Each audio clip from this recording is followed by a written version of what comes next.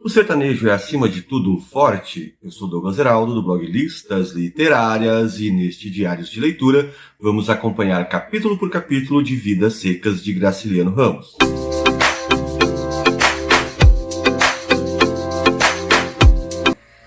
Olá, leitores e leitoras, eu sou Douglas Heraldo, do blog Listas Literárias, sim, aquele blog com as listas mais criativas e originais da internet brasileira.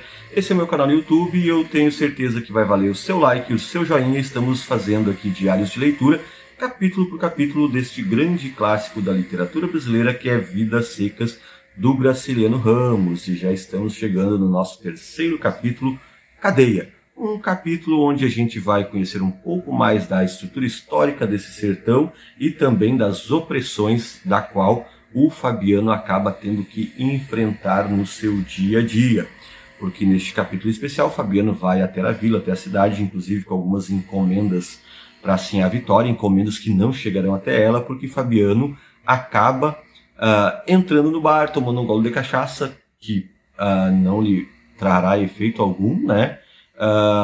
Tentando fazer sua compra, aqui as reticências, né, e as preocupações do Fabiano, inclusive Fabiano é um cara sempre bastante relutante, né, a própria compra ele vai relutando um pouco, depois ele acaba adentrando o bar e aí aparece um soldado ao qual ele chama um soldado amarelo, né, as relações inclusive étnicas muito presentes na questão do sertão, a questão da cor, inclusive a gente já pode ir dizendo aqui em Grande Sertão, já ia fazendo uma confusão com os nossos sertões, né?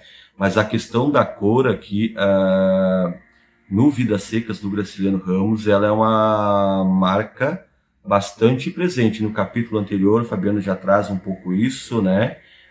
Nesse sentido, vai ter essa distinção. O Fabiano vai olhar o branco com essa desconfiança, o Fabiano vai olhar o branco enquanto detentor do poder do mundo e de toda a estrutura social, inclusive na sua relação empregatícia, ele vai observar isso, ele vai olhar essa postura dos brancos em relação ao sertanejo, às diferentes etnias, né? E ao mesmo tempo que ele também vai se referir ao soldado enquanto amarelo, então trazendo aqui, Graciliano Ramos, as complexidades das relações étnicas que a gente vive assim direto nos rincões e no dia a dia. Então, bastante interessante isso, vale até uma reflexão mais ampla, talvez lá no final do livro a gente traga isso, mas aqui, em síntese, nesse capítulo, então, o Fabiano vai para a cidade, vai fazer as suas compras, e neste meio o soldado convida-o para jogar. Tanto ele quanto o soldado acabam sendo raspados em seu dinheiro pelos outros participantes da mesa, e ao sair ainda muxoxo com tudo o que aconteceu, também preocupado com as reações de Sinhá Vitória, afinal Fabiano acaba perdendo o dinheiro que tinha para suas compras, né? Ele vinha postergando a compra da querosene, postergando a compra do tecido, e aí ele acaba postergando tudo isso e o dinheiro acaba indo numa mesa de jogo, ele acaba perdendo isso, saindo um tanto amuado do bar, ele acaba não cumprimentando o soldado, o cabo que lá estava, e que fica muito indignado com aquela falta de compostura, respeito de Fabiano pela hierarquia e pela ordem. E em meio à discussão, Fabiano vai parar na cadeia, vai ter essa experiência, e ali o narrador vai se intrometer vários momentos no pensamento de Fabiano, que nas ações pouco consegue fazer, porque ele mesmo mentalmente nos seus pensamentos percebe que apenas um soco seu, um tapa seu derrubaria o militar ali, o cabo, o soldado, mas ele não consegue fazer isso, ele não vai entrar em vias de fato, inclusive por saber de toda a ordem hierárquica ali existente, e mentalmente a sua indignação, a sua revolta se dá muito dentro do seu íntimo.